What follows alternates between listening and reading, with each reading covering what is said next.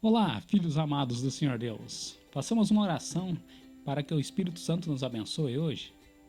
Senhor meu Deus, permita que o Espírito Santo fale ao nosso coração, que a cada dia façamos o que é melhor aos teus olhos, não ao que nós queremos, mas ao que o Senhor quer.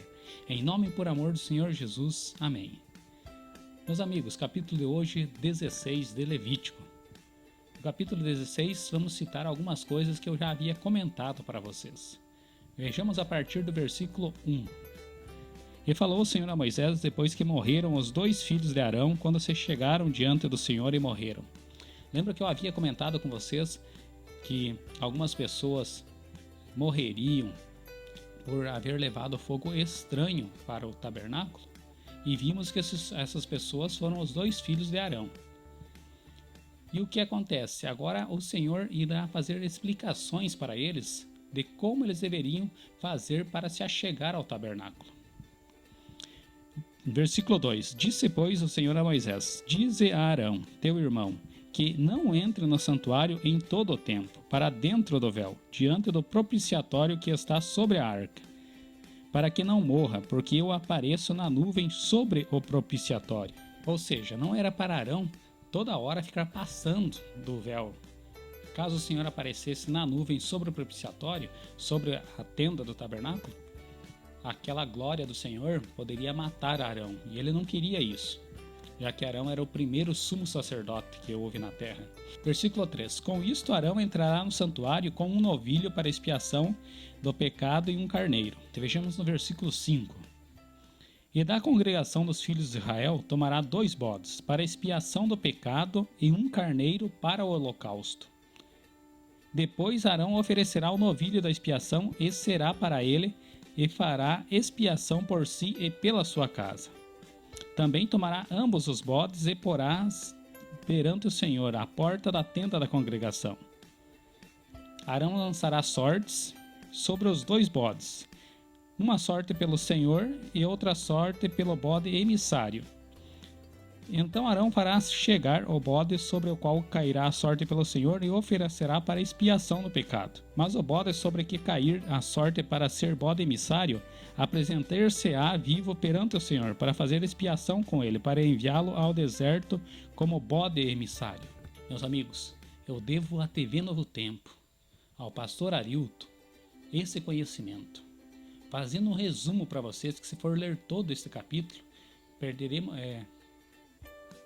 investiremos muito tempo. Resumindo para vocês, no 10º dia do 7º mês é o mês da expiação, um mês de juízo. Assim como era um mês inicial, o primeiro mês, no 10º dia se iniciavam os preparativos para a Páscoa, como já vimos, no 7º mês era um mês de juízo. E no 10º dia era um dos únicos dias que o sumo sacerdote entraria após o véu. Então, o que ele faria lá? Faria toda a expiação pelos pecados do povo, ou seja, muitas orações implorando ao Senhor que fizesse o perdão dos pecados. Como veremos futuramente, o que implicaria se fossem perdoados? Muita festa e fartura nas colheitas do povo. Mas como que era feita toda essa parte cerimonial? É o que veremos agora, na explicação, porque é muito para investirmos o tempo para lermos tudo. No 10º dia do 7º mês eram tomados esses animais que foram citados, principalmente os 2 bodes.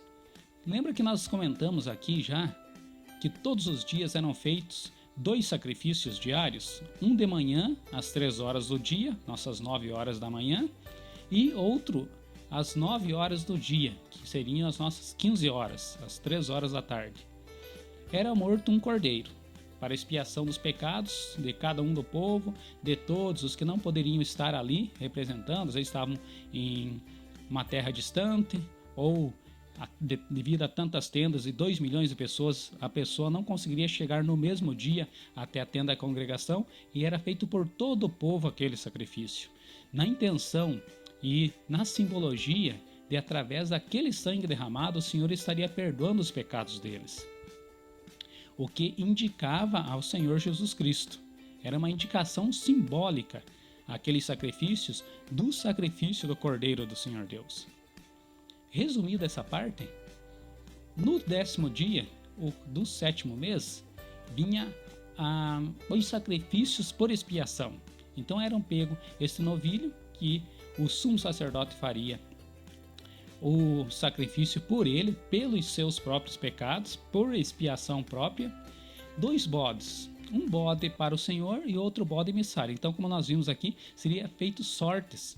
E o que caísse a sorte, né, aquele que fosse sorteado ali, ele seria feito a mesma coisa que era feito com o sacrifício com o cordeiro, né? Seria colocada a mão na cabeça, seriam falados os pecados em prol do povo, através da expiação para o povo, seria morto aquele bode, o sangue dele levado, espargido sobre o altar e após o véu, e lá o sumo sacerdote faria expiação pelo povo. Caso ele morresse, né?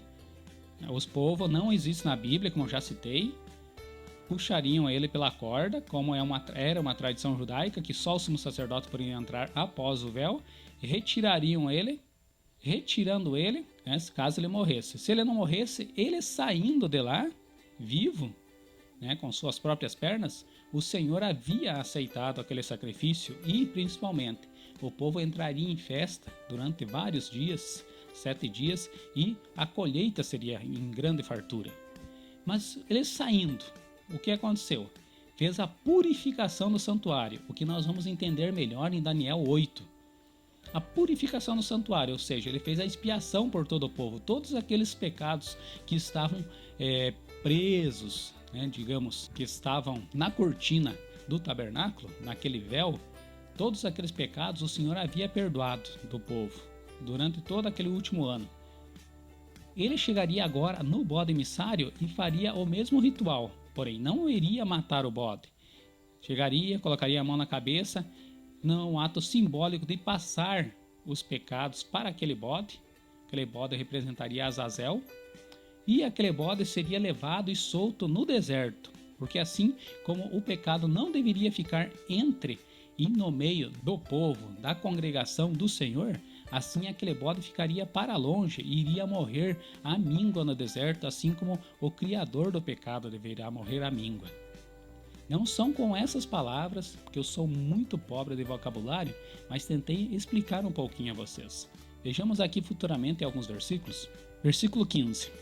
Depois regulará o bode da expiação, que será para o povo, e trará o seu sangue para dentro do véu, e fará com o seu sangue como fez com o sangue do novilho, e o espargirá sobre o propiciatório e perante a face do propiciatório, e fará expiação pelo santuário, por causa das imundícias dos filhos de Israel e das suas transgressões, segundo todos os seus pecados. E assim fará para a tenda da congregação que mora com eles no meio das suas imundícias. E nenhum homem estará na tenda da congregação quando ele entrar a fazer a propiciação no santuário, até que ele saia. Assim fará expiação por si mesmo, e pela sua casa, e por todos a congregação de Israel.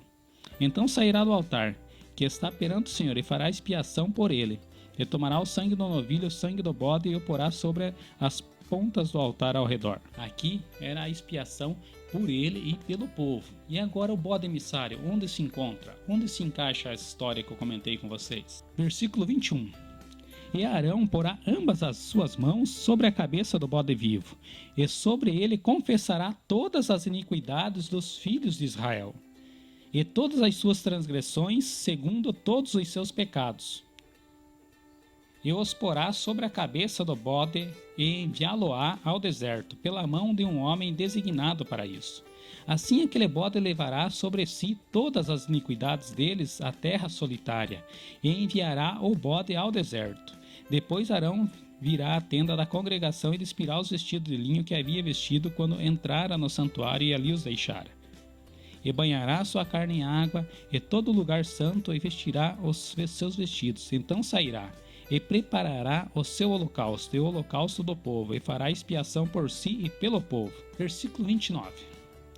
E isto vos será por estatuto perpétuo, no 7º mês, ao 10 do mês. Afligireis as vossas almas, e nenhuma obra fareis, nem o natural, nem o estrangeiro que peregrina entre vós. Porque naquele dia se fará expiação por vós, para purificar-vos, e sereis purificados de todos os vossos pecados perante o Senhor. É um sábado de descanso para vós, e afligireis as vossas almas, isto é estatuto perpétuo. Olha o plano de salvação que o Senhor havia feito para todo este povo, não somente para os judeus, mas também para os estrangeiros que estivessem no meio do povo de Israel, que naquele tempo não existiam só os judeus, existiam as 12 tribos. Meus amigos, filhos amados do Senhor Deus, espero ter conseguido ajudar um pouquinho melhor vocês na compreensão desta grande maravilha que era o plano de salvação do Antigo Testamento. Conseguindo aprender ele, fica muito mais fácil para darmos muito mais valor a todo o plano do Senhor Jesus. Como eu já havia comentado com vocês, que ele fez tudo de acordo com eram as leis cerimoniais. Até o dia da Páscoa, ele planejou os últimos dias dele naquele ano que ele sabia que era o ano da sua morte. Meus amigos, pensem nisso, fique com o Senhor, até a próxima.